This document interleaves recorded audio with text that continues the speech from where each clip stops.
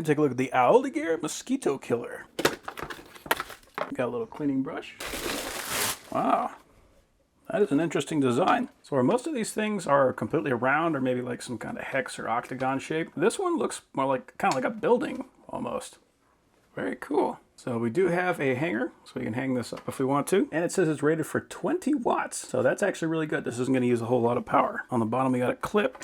So that is going to be how you empty the thing out. You can see how everything is just going to fall right in there. Nice big chamber. It is a 2-prong plug. If I plug that in, it works just like that. So yeah. I don't have to like turn it on or worry about anything. Just plug it in and then sit back. Hang that guy up if we need to. The wire in here is about 3 feet, so just keep that in mind. If you are going to be hanging this up, you might need an extension cable. But other than that, this is a very nice little bug zapper. I actually love these things, and what I do with them is I put them right in my entryway. So as soon as I walk in the door, almost without fail, within about 5 seconds, I start hearing a bug zapper zapping up. So ever since I started doing that about 2 years ago, bugs in my house have just not been a thing. So one of these things in an entryway, they are worth their weight in gold. These things are fantastic.